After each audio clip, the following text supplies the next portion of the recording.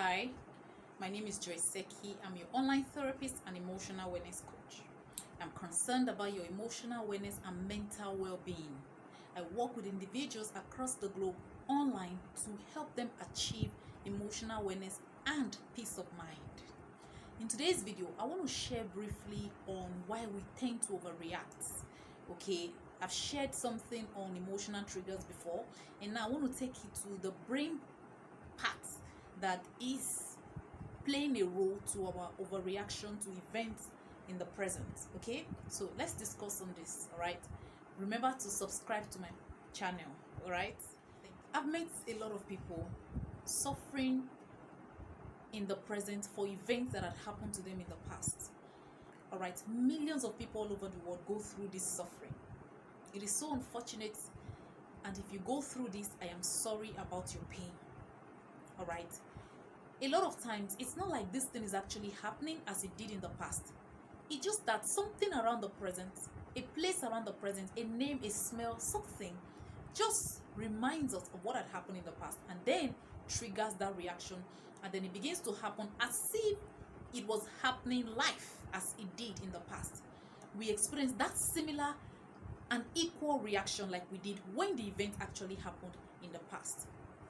This is actually what post-traumatic stress disorder is.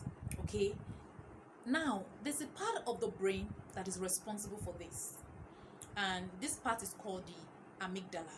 The amygdala is an almond shaped brain region that is found in the limbic or emotional brain parts. All right, and it stores every emotional reactions that we have to events, to places, to things, to environments. Okay, and the more heightened the reaction, the emotional reaction to the event is, the quicker and faster it always recall that event.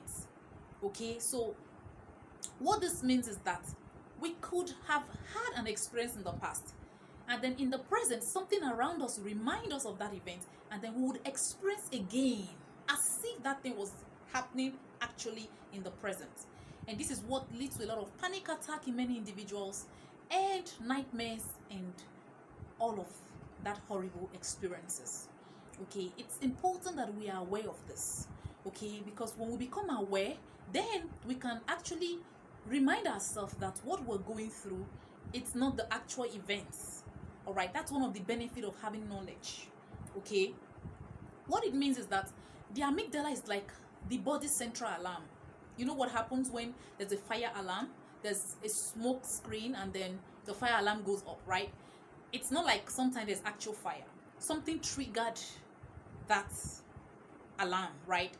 Okay, you might feel bad that the alarm is going on when there's no actual fire and it's disturbing the activity of the building. But if you look at it on the light side, that alarm saves lives. Perhaps there's a fire going on. You'll be able to take cover, right, before the whole building is blown down. Right? Exactly. That's how it is with the amygdala. There's a benefit to it. With the amygdala, it means that our body is able to respond to perceived threats. That's why you see a lion, you're able to run fast. You see a tree that's about to fall, you're not there calculating what direction to fall to. You just take cover. You want to run, you want to go for safety, right? Why? Because it's a perceived danger. It's part of the instincts in humans. Okay, so that part is instinct that is inbuilt in us over time as humans. Okay, our forefathers saw these things, they did this way, and so it became inbuilt in us. All right, however, on the individual side, when you have certain event that happened to you which you gave heightened emotional reactions to, or any form of emotional reactions, but the more heightened, the faster it is to easily recall, and the more disturbances you might feel from it.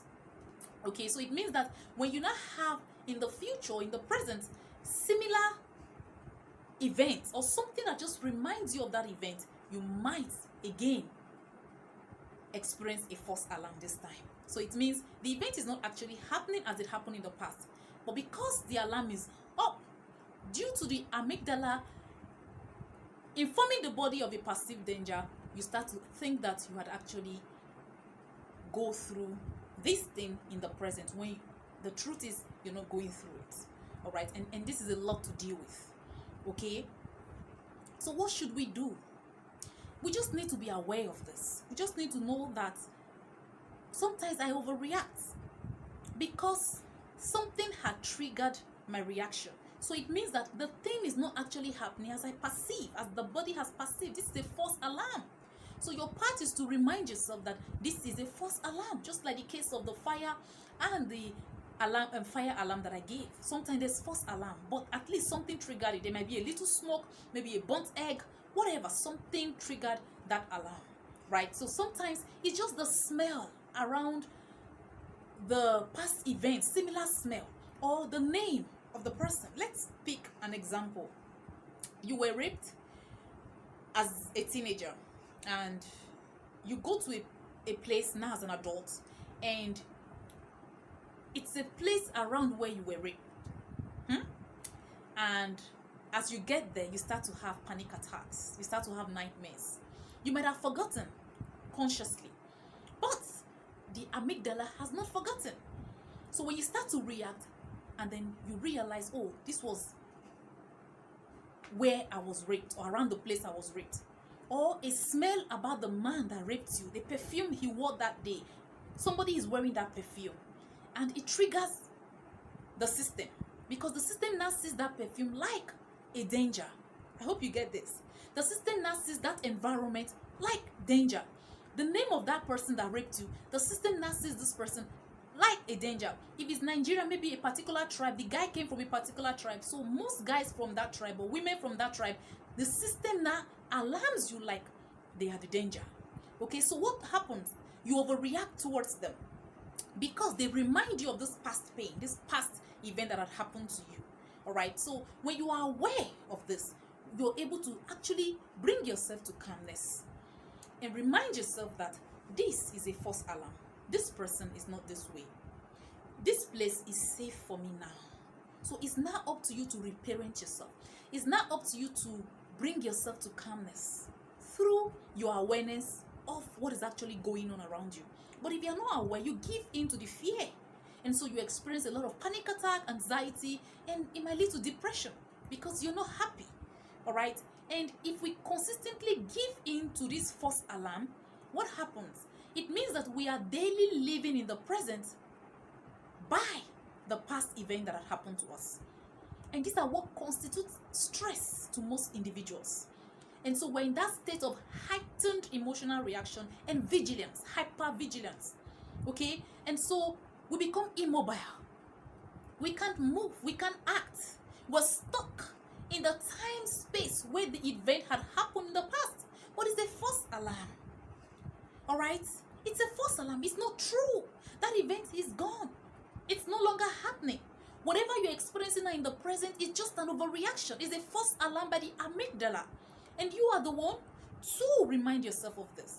So the more you continue to remind yourself that this is a false alarm, I am safe here, I am safe with this person, I am safe around this environment, what happens? The body brings itself to calmness. Okay?